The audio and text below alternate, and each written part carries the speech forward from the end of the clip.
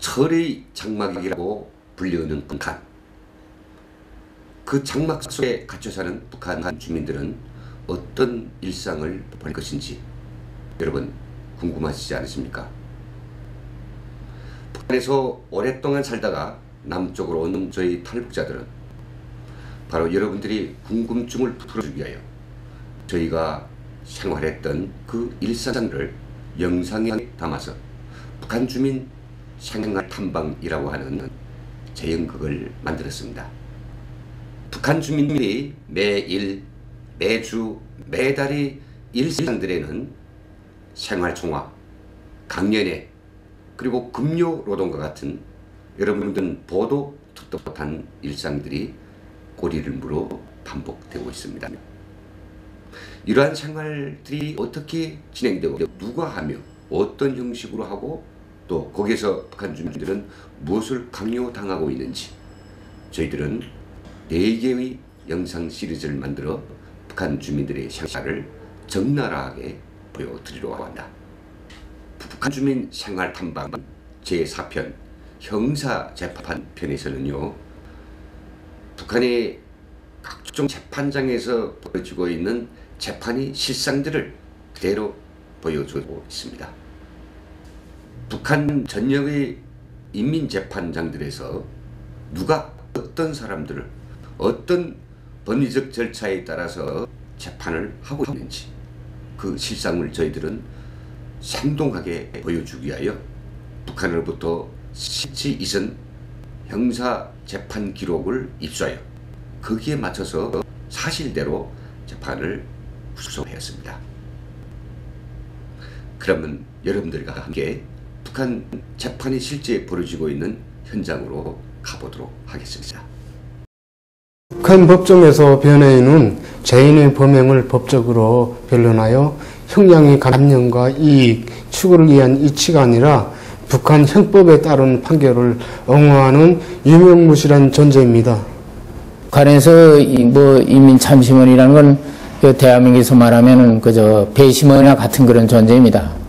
그런데 그 사람들은 그 당이나 또 행정 이런 간부들로서 당에서 임명된 사람입니다. 그리고 그 사람들이 무슨 그 재판에서 뭐 형량을 낮추거나 무슨 높이거나 그런 역할은 하지 못합니다. 그저 다만 그 당에서 그저 신임을 받고 그런 직책에서 그저 그 형식적인 그런 행세를 하는 거기에 불과합니다. 재판이 있기 전에 먼저 피소자에게 재판에서의 답변을 준비시킵니다.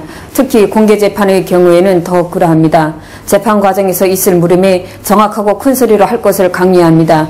그래야만 판결에 이롭다고 설득합니다.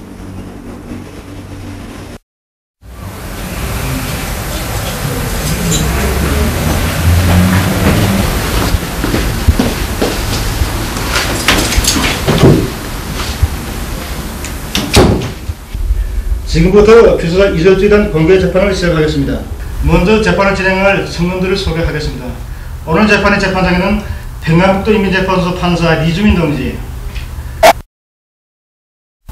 사건 제기 검사는 평안북도 검찰서 정백성 동지, 변호인에는 도재판소 변호사 홍신판 동지, 인민참수인에는 신의주 하성공동 지배인 김하천 동지, 남북문위원회 부위원장 서수민 동지, 그리고 재판석이 김기덕입니다. 그러면 먼저 사건 제기 검사가 사건 검토 및 예심 조사 과정을 통해 진술한 피소자 이설주의 범죄 내용을 보고하겠습니다.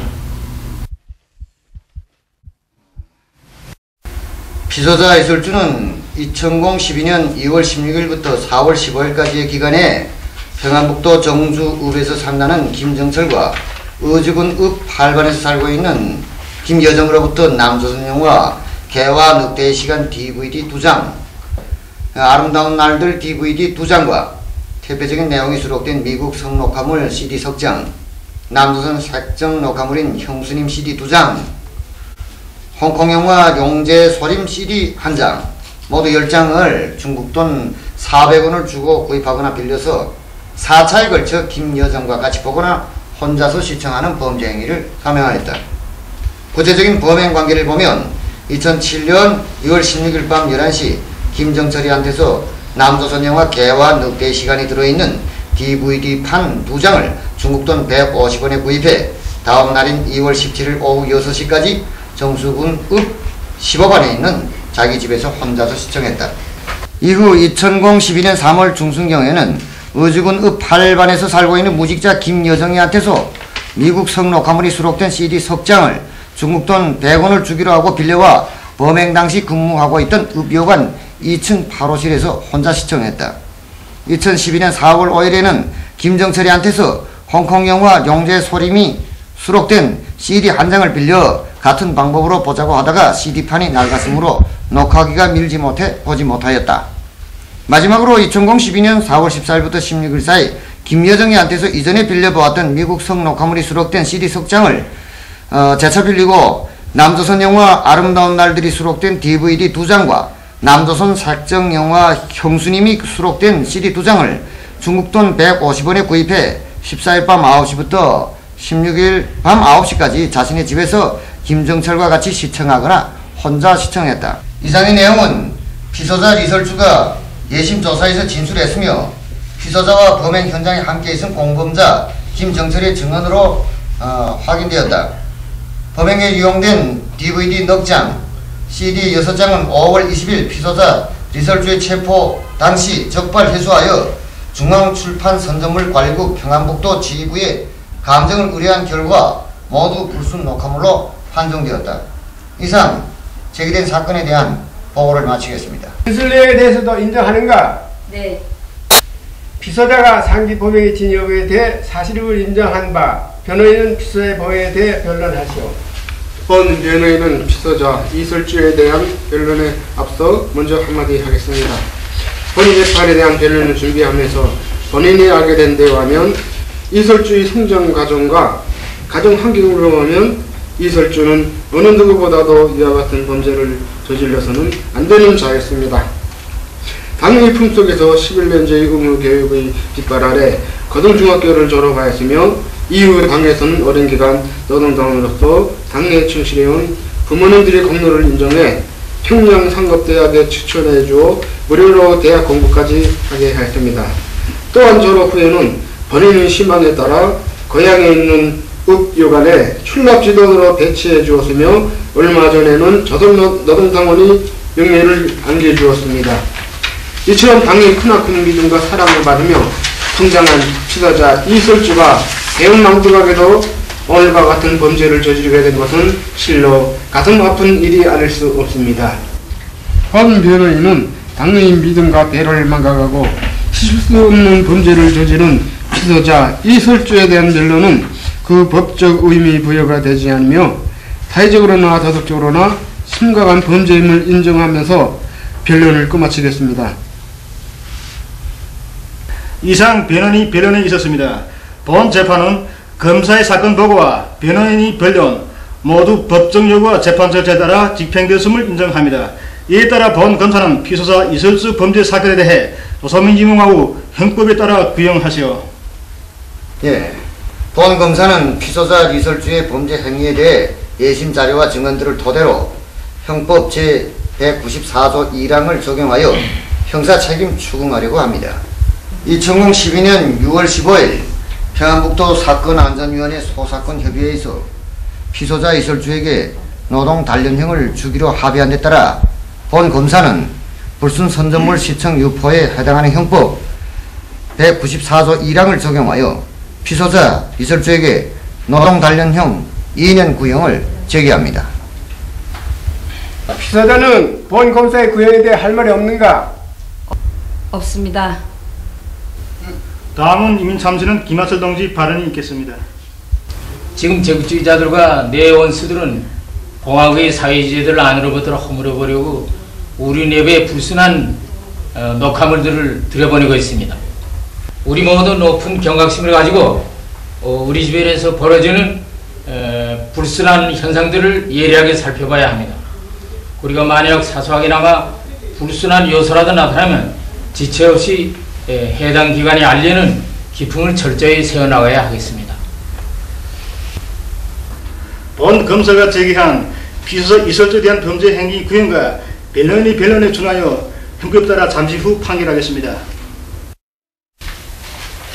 주체 101년 2012년 6월 18일 평안북도 인민재판소 판사 이주민을 재판장으로 하고 인민참심원 김아첨과 서수미를 성원으로 한 본 재판소는 평안북도 검찰소 검사 천백성, 변호인 홍심판, 서기 김기록이 참가한 공개재판에서 피소자 이설주에 대한 형법 194조 1항 전단 사건을 심의하였다.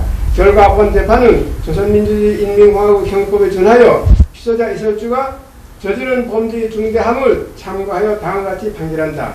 피소자 이설주는 영광스러운 조선원당으로서 사회주의 부강 조국의 일원으로서 해서는 안 될 범죄를 저질렀다. 하여 본 재판은 피소자 이설주를 형법 194조 1항을 적용하여 노동 단련형 2년형에 처한다. 본 판결에 대해 제기 사건을 진행한 본 검사의 하위 검토는 판결이 이후 3일 이내로 효력을 발휘할 수 있으며 피소자 측이 상소 권리는 박탈한다. 이상 피소자 이설주에 대한 재판을 끝마치겠습니다.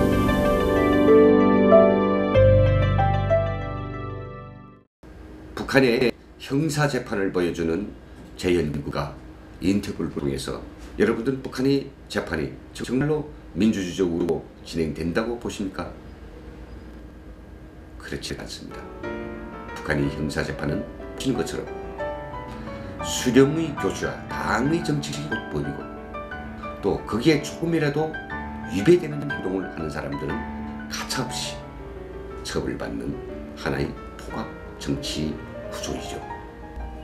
오늘날에도 북한 주민들은 아무런 법적 보호와 또 형사 구제제도도 갖춰져 있지 않는 그런 반인륜적인 재판장에서 억울한 형을 선고받고 옥살이를 해야 되는 거죠.